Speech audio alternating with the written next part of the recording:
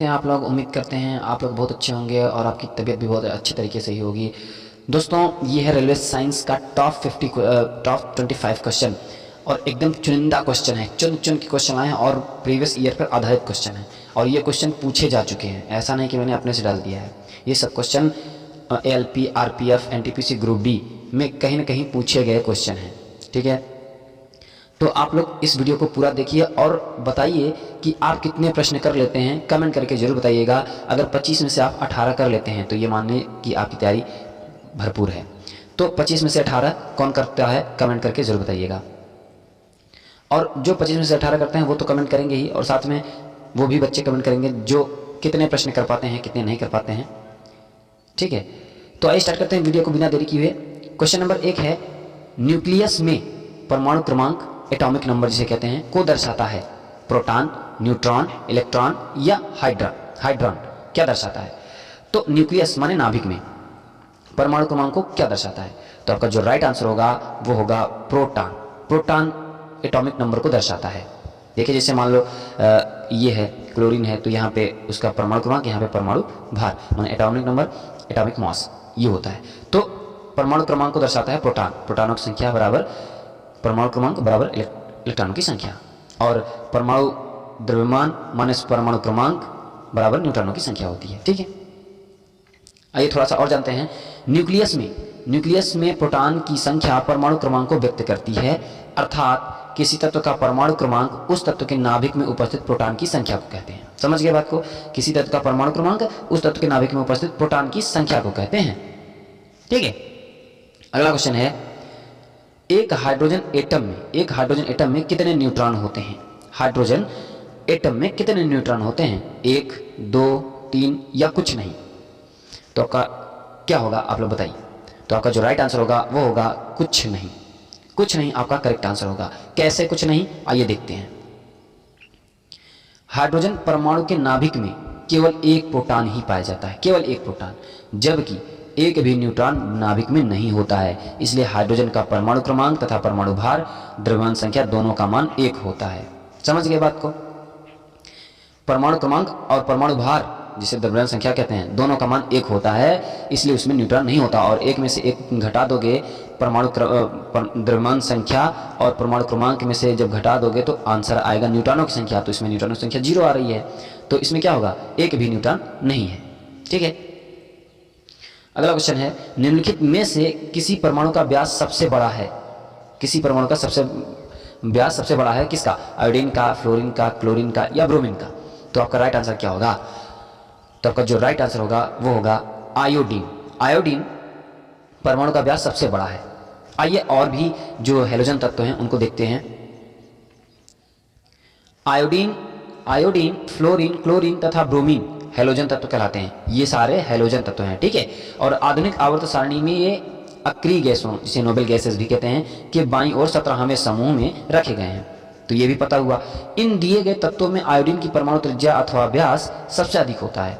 देखो, fluorine, chlorine, bromine तथा iodine की परमाणु संख्या कितनी होती है? फ्लोरीन की, ये देखिए, फ्लोरीन का 9 होता है, क्लोरीन का 17 होता है, ब्रोमीन का 35 होता है और आयोडीन का 53 होता है परमाणु संख्या। ठीक है, अतः स्पष्ट है कि आयोडीन जिसकी परमाणु संख्या 53 है में इलेक्ट्रॉनों की संख्या 53 होगी, जिनकी कक्षाओं में वितरण हेतु अन्य हैलोजन से अधिक कक्षक बनेंगे, और जब अधिक कक्षक बनेंगे अतः परमाणु व्यास बड़ा होगा।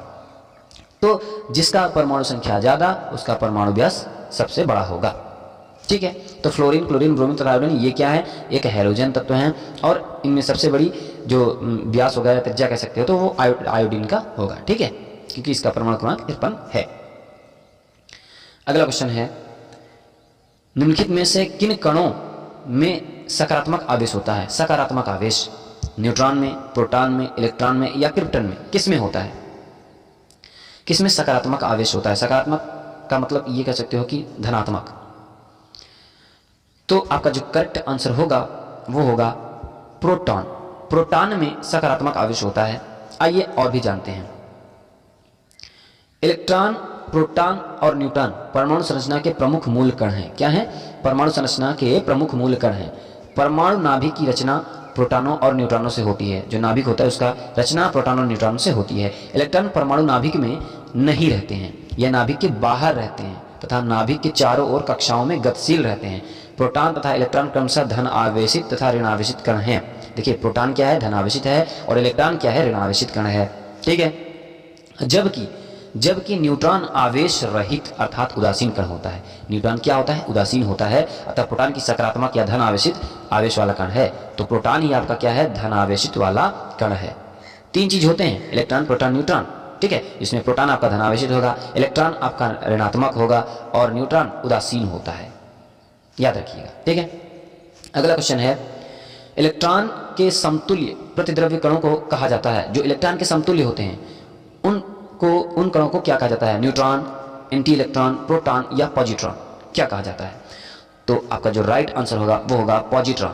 पॉजिट्रॉन होता है इलेक्ट्रॉन के समतुल्य प्रतिद्रव्य कणों को ही पॉजिट्रॉन कहा जाता है।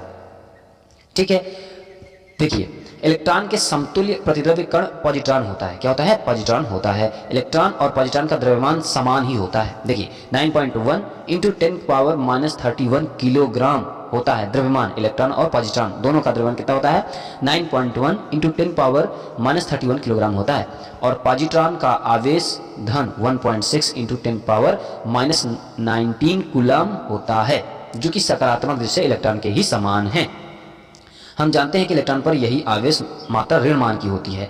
बस क्या फर्क होता है, पॉजिट्रॉन धन आवेशित होता है और इलेक्ट्रॉन ऋण आवेशित होता है। बाकी द्रव्यमान सेम होता है और आवेश भी सेम होता है, बस फर्क ऋणात्मक और धनात्मक का होता है, इसलिए इलेक्ट्रॉन के समतुल्य पॉजिट्रॉन होता है।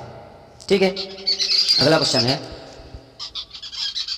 नीचे एक अभिकथन और एक कारण दिया गया है। आपको अभिकथन पढ़ना है और कारण भी पढ़ना है, बताना है कौन सा सही व्याख्या किसका कर रहा है, या कथन सही है या अभिकथन सही है या कारण सही है या गलत है, वो सब बताना है आपको। तो पढ़ लीजिए एक बार। परमाणु विखंडन की घटना अत्यधिक ऊर्जा उत्पन्न करती है। यह प्रक्रिया जिसमें एक नाभिक दो भागों में टूट जाता है परमाणु विखंडन कहलाता है। तो ये तो दोनों बात सत्य समझ में आ रही है। परमाणु विखंडन की घटना अत्यधिक ऊर्जा उत्पन्न करती है, विखंडन की घटना अत्यधिक ऊर्जा उत्पन्न करती है। और यह प्रक्रिया, कारण क्या है, यह प्रक्रिया जिसमें एक नाभिक दो भागों में टूट जाता है। जब नाभिक दो भागों में टूटेगा तो परमाणु विखंडन कहलाता है।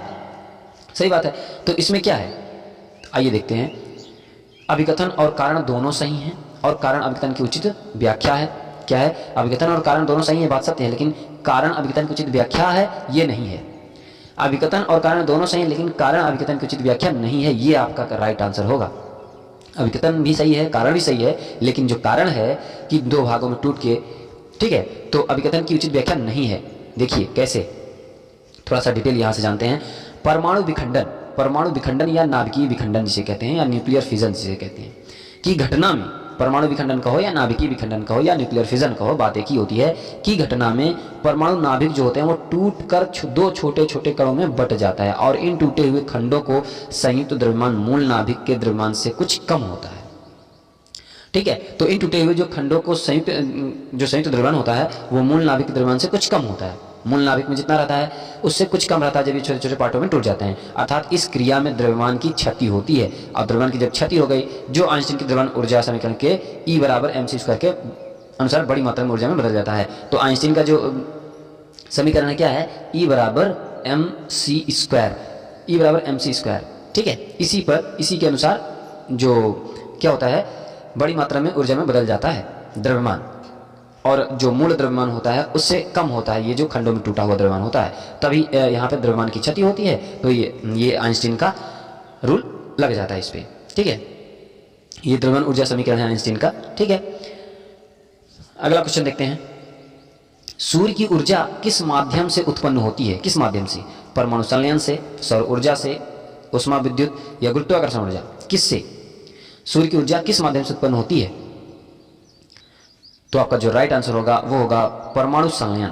परमाणु संलयन से सूर्य की ऊर्जा उत्पन्न होती है। आइए और डिटेल जानते हैं।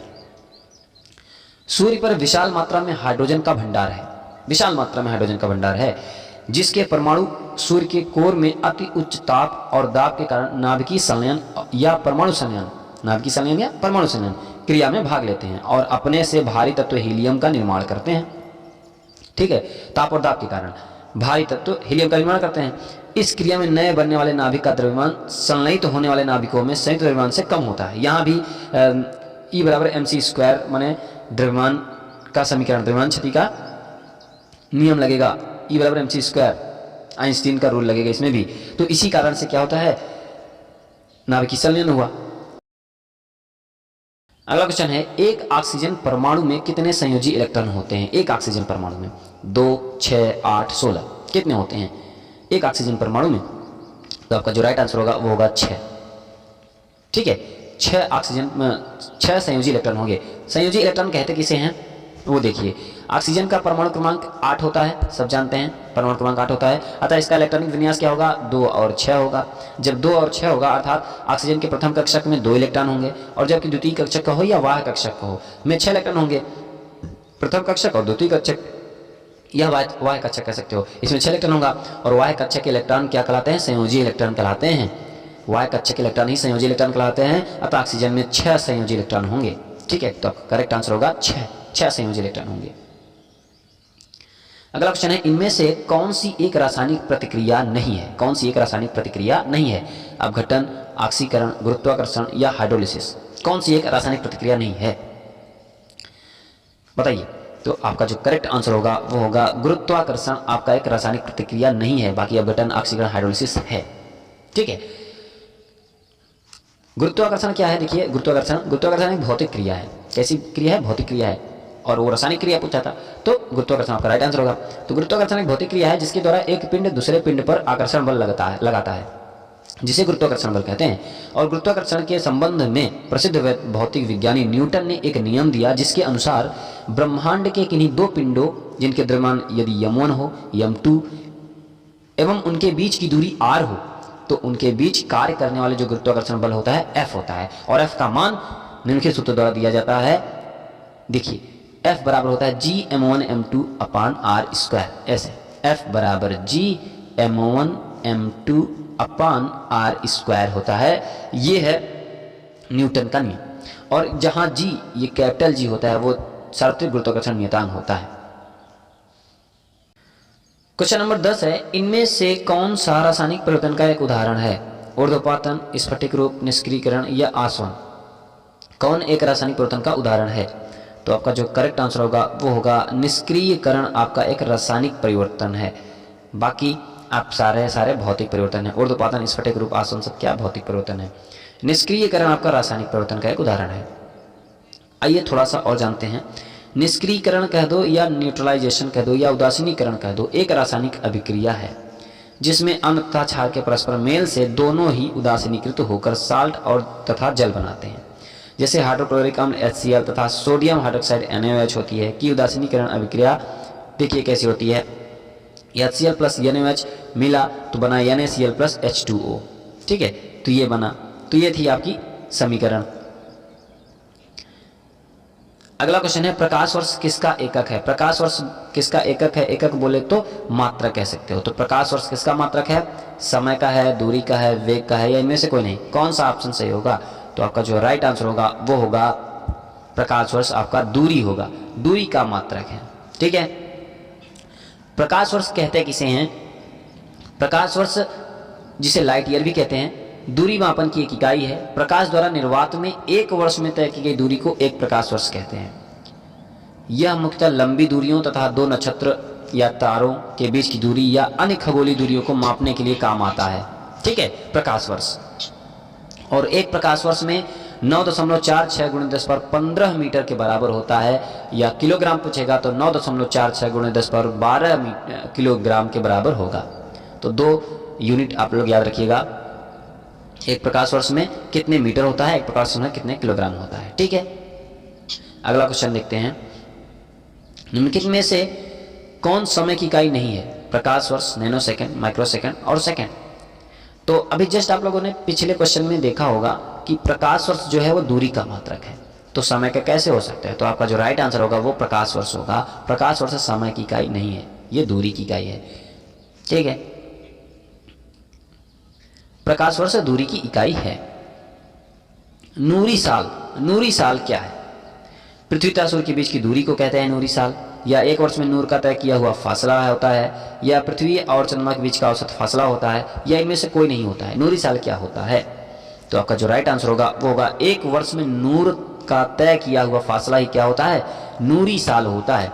और नूरी साल एक नूरी साल एक प्रकार से प्रकाश वर्ष ही होता है, माने प्रकाश वर्ष को ही नूरी साल बोलते हैं। ठीक है, तो नूरी साल कुछ लोग, प्रकाश वर्ष तो सारे लोग लगभग जानते होंगे, लेकिन नूरी साल कुछ ही लोग जानते होंगे। तो नूरी साल कहो या प्रकाश वर्ष कहो, बात एक ही होती है। तो प्रकाश द्वारा निर्वात में एक वर्ष में चली गई दूरी क्या होती है? प्रकाश वर्ष या नूरी साल कहलाती है। एक प्रकाश वर्ष में 9.46 × 10⁻12 किलोमीटर या 9.46 × 10⁻15 मीटर के बराबर होता है। ठीक है, एमकेएस प्रणाली में बल का एकक है, एमकेएस प्रणाली में बल का एकक है बताना है, जूल, न्यूटन, किलोग्राम या न्यूटन मीटर। क्या होता है एमकेएस प्रणाली में? एकक कहे तो मात्रक कह सकते हो। तो बल का जो मात्रक होता है वो होता है न्यूटन, न्यूटन होता है एमकेएस प्रणाली में। ठीक है, एमकेएस प्रणाली में लंबाई, द्रव्यमान और समय का जो मात्रक होता है वो मीटर, किलोग्राम और सेकंड होते हैं। यह पद्धति सीजीएस पद्धति का ही एक रूप है। एमकेएस पद्धति में बल का एकक न्यूटन या कह सकते हो किलोग्राम मीटर प्रति सेकंड स्क्वायर, किलोग्राम मीटर प्रति सेकंड स्क्वायर कह सकते हो। ठीक है, अगला क्वेश्चन है एंगस्ट्रॉम। एंगस्ट्रॉम क्या होता है? एंगस्ट्रॉम जो होता है को अभिव्यक्त करने की इकाई है समय की, द्रव्यमान, लंबाई या बल। किसका है एंगस्ट्रॉम? जो एंगस्ट्रॉम होता है वो होता है लंबाई मापने की इकाई होती है। क्या होती है? लंबाई को अभिव्यक्त करने की इकाई है। ठीक है, और एक एंगस्ट्रॉम में 10⁻⁻10 मीटर के बराबर होता है एक एंगस्ट्रॉम, और यह लंबाई मापने की इकाई है। एक बार बराबर होता है, एक बार में कितने पास्कल होते हैं? तो एक बार में जो आपका होता है वो 10⁵ पास्कल के बराबर होता है। दरअसल होता क्या है कि एक पास्कल बराबर होता है 1 न्यूटन प्रति मीटर स्क्वायर, ये होता है। और एक बार जो होता है, एक बार बराबर होता है 10⁵ न्यूटन प्रति मीटर स्क्वायर। तो जहाँ पे आपको न्यूटन प्रति मीटर स्क्वायर दिखेगा वहाँ आपको 1 पास्कल लगाना है, और तब जाके एक बार में आपके 10⁵ पास्कल निकल के आ जाएंगे। ठीक है, 1 पास्कल बराबर 1 न्यूटन प्रति मीटर स्क्वायर, अभी हमने आपको बताया, क्योंकि एक बार बराबर होता है 10⁵ न्यूटन प्रति मीटर स्क्वायर होता है, इसलिए एक बार बराबर 10⁵ पास्कल होगा। अभी हमने आपको सेम वैसे ही बताया है। ठीक है, ल्यूमेन किसका मात्रक है? ल्यूमेन किसका मात्रक है? प्रकाश मिति, तरंग दैर्घ्य, ज्योति फ्लक्स या इनमें से कोई नहीं। तो ल्यूमेन आपका जो मात्रक है वो है ज्योति फ्लक्स। ज्योति फ्लक्स का मात्रक ल्यूमेन होता है। ठीक है, तो आपका करेक्ट आंसर होगा ज्योति फ्लक्स। देखिए, ल्यूमेन ज्योति फ्लक्स का मात्रक है। किसी स्रोत द्वारा 1 सेकंड में उत्सर्जित प्रकाश मिति ऊर्जा या दृश्य प्रकाश को ज्योति फ्लक्स या प्रकाश मिति शक्ति कहते हैं। ठीक है, तो ज्योति फ्लक्स कहते किसे हैं ये परिभाषा भी मिल गई, और किसका मात्रक है ये भी पता चल गया। अगला क्वेश्चन है ज्योति तीव्रता का मात्रक है। ज्योति तीव्रता का मात्रक बताना है, न्यूटन, कैंडिला, लक्स या नेपियर। क्या होगा ज्योति तीव्रता का मात्रक? तो आपका जो करेक्ट आंसर होगा वो होगा कैंडिला। आपका करेक्ट आंसर होगा, ज्योति तीव्रता का मात्रक है कैंडिला। ठीक है, तो आइए, ज्योति तीव्रता का मात्रक क्या होता है? कैंडिला होता है। इसे ल्यूमेन प्रति स्टेरेडियन भी कहते हैं। ये पॉइंट याद रखिएगा, ल्यूमेन प्रति स्टेरेडियन को क्या कहते हैं? ज्योति तीव्रता कहते हैं, और ज्योति तीव्रता का मात्रक कैंडिला होता है। ठीक है, क्वेश्चन नंबर अगला है, कैंडिला मात्रक है। कैंडिला किसका मात्रक है? ज्योति फ्लक्स का, ज्योति प्रभाव का, ज्योति दाब का या ज्योति तीव्रता का? तो कैंडिला आपका किसका है? ज्योति तीव्रता का है। और ज्योति फ्लक्स किसका है? ल्यूमेन का है, अभी आपने पढ़ा है। तो याद रखिएगा, ज्योति फ्लक्स और ज्योति तीव्रता में कंफ्यूजन मत होइएगा। तो कैंडिला का मतलब ज्योति तीव्रता है। ठीक है, श्यानता की एसआई इकाई है। क्या है श्यानता की? पॉइज है, पास्कल है, पॉइजूली है या कोई नहीं है? तो श्यानता की जो एसआई इकाई है वो है पॉइजूली है। क्या है? पॉइजूली। अब श्यानता कहते किसे हैं? श्यान बल होता क्या है? धारा रेखीय प्रवाह के लिए किसी द्रव की 2 क्रमागत परतों के बीच कार्य करने वाला बल श्यान बल कहलाता है। समझ गए बात को? धारा रेखीय प्रवाह ऐसे ऐसे, ठीक है, इस तरीके से धारा रेखीय प्रवाह के लिए किसी द्रव की 2 क्रमागत परतों के बीच कार्य करने वाला जो बल होता है वही श्यान बल कहलाता है। और यह श्यान बल क्या होता है? हमेशा किसके? द्रव के प्रवाह के विपरीत काम करता है। ठीक है, द्रव के प्रवाह के विपरीत कार्य करता है। श्यानता गुणांक का मात्रक क्या होता है? किलोग्राम प्रति metre into second. Metre second है, जिसको एसआई इकाई में पॉइजली कहा जाता है। तो पॉइजली बराबर, एक पॉइजली बराबर होता है किलोग्राम प्रति मीटर सेकेंड होता है एक पॉइजली। ठीक है। निम्नलिखित में से कौन सा कोशिका अंग पादप कोशिका में पाया जाता है किंतु पशु कोशिका में नहीं पाया जाता है? तो आपका जो यहाँ पे क्लोरोप्लास्ट कर लीजिएगा, आपका क्या राइट आंसर होगा? कौन सा कोशिका अंग पादप कोशिका में पाया जाता है किंतु पशु कोशिका में नहीं पाया जाता है? क्लोरोप्लास्ट, एंडोप्लाज्मिक रेटिकुलम, माइटोकॉन्ड्रिया या राइबोसोम? तो आपका जो राइट आंसर होगा वो होगा क्लोरोप्लास्ट। क्लोरोप्लास्ट आपका राइट आंसर होगा। ठीक है, ये आपका पादप कोशिका में पाया जाता है। बाकी क्लोरोप्लास्ट में देखिए, क्लोरोप्लास्ट हरे रंग के क्या होते हैं? लवक हैं। इनकी खोज वैज्ञानिक शिम्पर ने की थी और इनमें हरे रंग का वर्णक क्लोरोफिल होता है। इसी कारण पत्ती क्या होती है? हरी होती हैं, जिसके कारण पत्तियां व पौधों के कुछ भाग हरे दिखाई पड़ते हैं। जंतु कोशिकाओं में यह नहीं होता है, अनुपस्थित होते हैं। जंतु कोशिकाओं में होता क्या है फिर? तो जंतु कोशिकाओं में मैग्नीशियम प्लस प्लस यानी Mg++ आयन उपस्थित होते हैं। ठीक है, और हरित लवक का मुख्य कार्य प्रकाश संश्लेषण है। हरित लवक का मुख्य कार्य प्रकाश संश्लेषण होता है। ठीक है, अगला क्वेश्चन है, अपराधी को पहचानने के लिए फॉरेंसिक विभाग निम्नलिखित तकनीक का प्रयोग करती है। किस तकनीकी का प्रयोग करती है फॉरेंसिक विभाग जब अपराधी को पकड़ना होता है? डीएनए एडिटिंग, डीएनए स्प्लिसिंग या डीएनए फिंगरप्रिंटिंग या डीएनए एम्प्लीफिकेशन? तो आपका जो राइट आंसर होगा वो होगा डीएनए फिंगरप्रिंटिंग। डीएनए फिंगरप्रिंटिंग से अपराधी को पहचान लेते हैं कि फलाना व्यक्ति किसका पिता है या फलाना व्यक्ति किसका माता है। ठीक है, ये पता चल जाएगा डीएनए फिंगरप्रिंटिंग के माध्यम से। तो अपराधी को पहचानने के लिए फॉरेंसिक विभाग डीएनए फिंगरप्रिंटिंग तकनीक का प्रयोग करता है और यह तकनीक वर्ष 1984 से यह तकनीक चली आ रही है और ब्रिटिश जेनेटिस्ट एलेक जेफ्रिज एवं उनके सहयोगियों द्वारा विकसित किया गया था ये डीएनए फिंगरप्रिंटिंग। और इसके द्वारा जैविक मातृका की पहचान की संभावना होती है, पहचान संभव है। ठीक है, डीएनए फिंगरप्रिंटिंग के द्वारा। अगला क्वेश्चन है, सबसे पहले डीएनए को अलग किसने किया था? Friedrich Miescher, Albert Kossel, Phoebus Levene, James Watson और फ्रांसिस क्रिक? कौन सबसे पहले डीएनए को किसने अलग किया था? तो आपका जो राइट आंसर होगा वो होगा फ्रेडरिक मेस्चर। फ्रेडरिक मेस्चर ने सबसे पहले डीएनए को अलग किया था। कब किया था? 1869 में।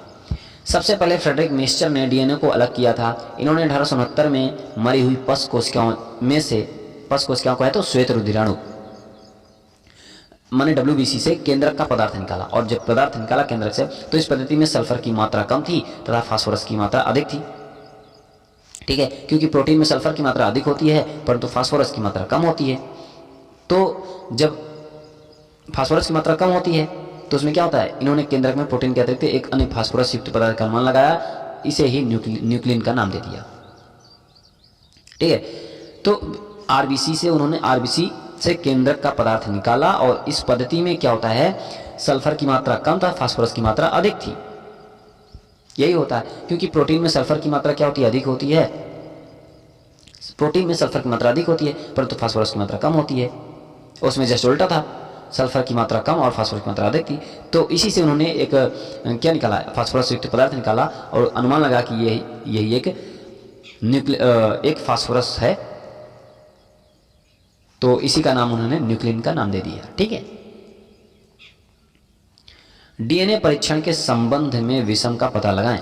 जातीयता, कुल परंपरा, पोलियो, वंशावली? क्या होगा आपका राइट आंसर? तो आपका जो करेक्ट आंसर होगा वो होगा पोलियो। डीएनए से आप पोलियो का परीक्षण नहीं कर सकते हैं। बाकी जातीयता, कुल परंपरा और वंशावली का आप परीक्षण कर सकते हैं डीएनए से, लेकिन पोलियो से नहीं। पोलियो आपका एक विषाणु जनित रोग है। ठीक है, और इस समय भारत जो है पोलियो मुक्त देश बन चुका है। आइए देखते हैं उपयुक्त विकल्पों में जो है जातीयता, कुल परंपरा तथा वंशावली डीएनए परीक्षण से संबंधित है, जबकि पोलियो डीएनए परीक्षण से संबंधित नहीं है। पोलियो एक विषाणु जनित रोग है। ध्याता भी है कि भारत अब पोलियो मुक्त देश घोषित हो चुका है। ठीक है, शरीर में लगी चोट की मरम्मत के लिए किस प्रकार के सेल विभाजन का प्रयोग किया जाता है? आज की वीडियो का लास्ट क्वेश्चन है। आप लोग कमेंट करके बताइएगा कि आपके कितने क्वेश्चन सही हुए हैं। तो बताएं शरीर में लगी चोट की मरम्मत के लिए किस प्रकार के सेल का विभाजन का प्रयोग किया जाता है? केवल समसूत्रण, केवल अर्धसूत्री विभाजन, माइटोसिस और मियोसिस दोनों, या ना समसूत्रण और ना ही अर्धसूत्री विभाजन? तो आपका जो राइट आंसर होगा वो होगा केवल समसूत्रण। केवल समसूत्रण सेल विभाजन का प्रयोग किया जाता है शरीर में लगी चोट की मरम्मत के लिए। ठीक है, तो समसूत्रण या समसूत्री विभाजन कायिक कोशिकाओं में होता है। किस कोशिकाओं में? कायिक कोशिकाओं में। यह शरीर में लगी चोट की मरम्मत व शारीरिक वृद्धि के लिए उत्तरदायी होता है। समसूत्रण विभाजन से जो उत्पन्न कोशिकाएं होती हैं उसमें गुणसूत्र की संख्या क्या होती है? समान होती है। ठीक है, तो ये थे आपके 25 क्वेश्चन। 20 टारगेट है 25/25 का, लेकिन आप अभी कितने कर पाते हैं? 25 में अगर आप 18 क्वेश्चन कर लेते हैं तब भी आपका तैयारी सही है। तो कितने लोग 18 प्लस किए हैं कमेंट करके जरूर बताइएगा। अगर वीडियो पसंद आई हो तो आप लोग एक लाइक और चैनल को सब्सक्राइब जरूर करिएगा और अपने दोस्तों तक शेयर वीडियो को जरूर करिएगा।